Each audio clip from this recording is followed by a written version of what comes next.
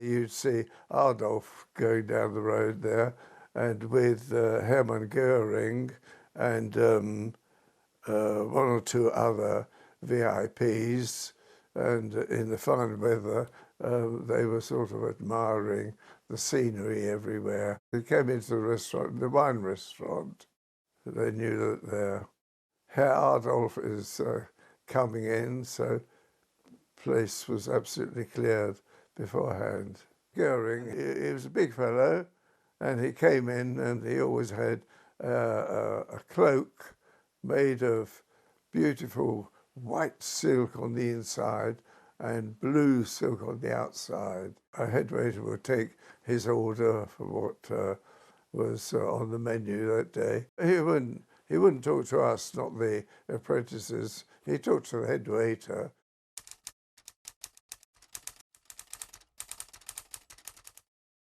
They had a schloss there. It was like Buckingham Palace, and royalty would be behind the fence there, and the crowd would be this side. They were absolutely quiet as can be, and as soon as the hand was raised, then everybody would say, "Heil, Heil, Heil," and raising the hand.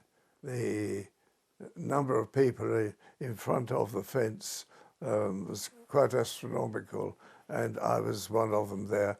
And the SS officers there with their white gloves, and big burly fellows, and said, "Why aren't you raising your hand and saying Heil Hitler?"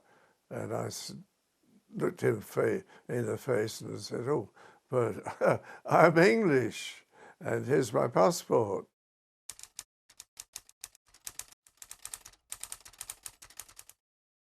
The feeling of trouble was in the air. It's warming up, as it were. The River Rhine had not cargo boats or passenger boats. They had military boats, and a lot of people were getting on a train to leave the country. And I thought, well, as long as that route is available, get on the train and go back to England. And that's what I did.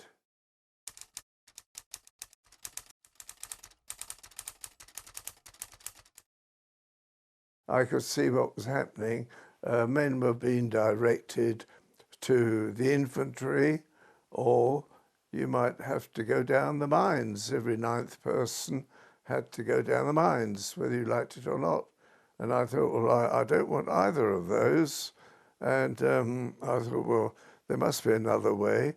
And then I found out the RASC, Royal Army Service Corps, and it's all to do with machines, lorries and cars and so on. And I thought, that'll suit me nicely.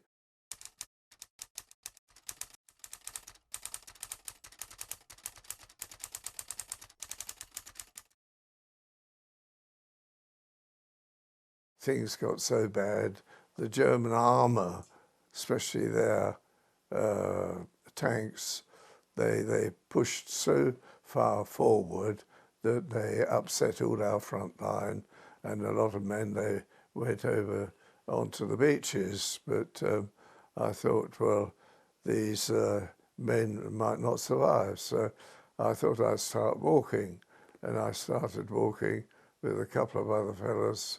We went up the coast there to Brest, and there we found a lot of soldiers, French soldiers and British, and there was a rusty old French cargo boat there. We all got on this old boat bound for England. We saw two Messerschmitt German fighter planes, and they were whizzing along very low, and they were machine gunning anybody in their way. We thought, well, we're not going to have that. And somebody shouted, right, get all your weapons loaded. And they said, now wait for it. I'll give the order. And the first aircraft that comes near enough, give him the works. And everybody just went like that and skywards. And they then fired the ammunition that they had, and the first aircraft had a direct hit, maybe more than one, and there was black smoke coming out of it, and it just took one dive into the sea, and that was it. And the second one that was following him, he says, oh, I don't want that fate. He turned round very quickly, and he went back into France.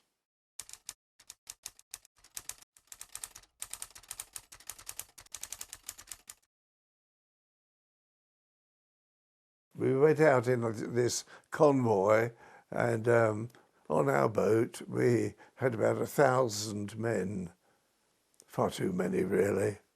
We were in the Atlantic, the waves were going up and down, and the Sheffield had gone by, and one or two destroyers, and suddenly the Sheffield turned and was signalling M-I-N-E, M-I-N-E. And suddenly we saw one of those black bobbing mines just floating right in front of our ship. And a destroyer nosed it right through the convoy, and we had to get out of the way, otherwise we'd have got blown up. If we'd have got blown up, it would have been curtains for the shipload of men on board ship.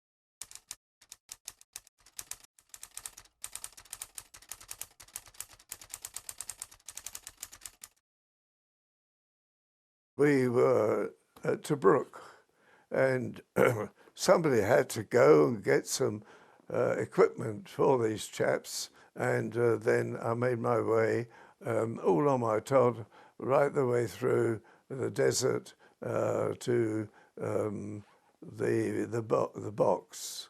And of course the German Air Force, they would have the Stuka bombers. They would come out of the sun screaming and diving and dropping bombs at the same time. I was given the task. Here they had a Bofor anti-aircraft gun, and which is quite a big one. And I was told to aim my shells at the downward movement of the German Stukas. It was quite successful.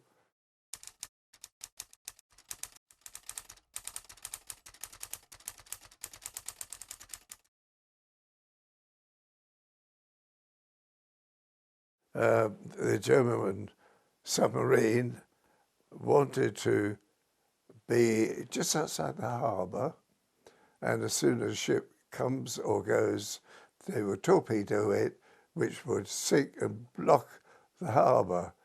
That wouldn't do at all. And the one star, the brigadier general, he was up in the AFHQ. I told him where this submarine was and what the intention was. And he wrote back and he said, utter rot, pull up your socks. And I thought, well, I can't let it go. And I got in touch with my counterpart in the Royal Navy. He then notified the Royal Navy High Command, who said, right, leave it to us.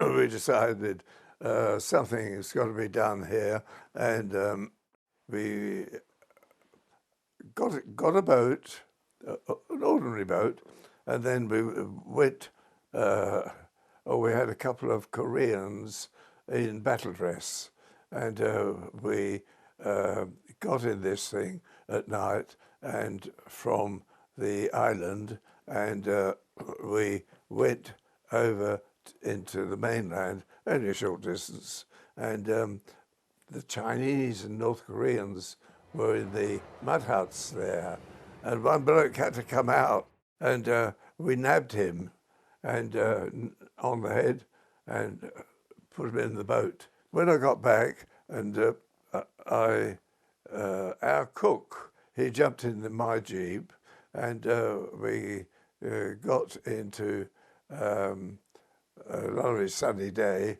a V shape cut in the bank of the river, and we drove in there and just stopped.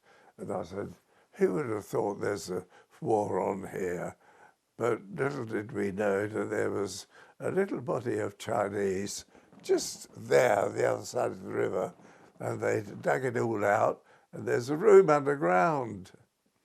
And we were there, and suddenly, machine gunned, and knocking bits off the jeep. And I was shaking like that, and we got round a little protective part, and then I telephoned the mortars, and I gave them the map reference, and I said, lob a few over there onto this area. And later, when the Chinese had gone, we went and investigated, and we found out they had an opening that size, and they were underneath.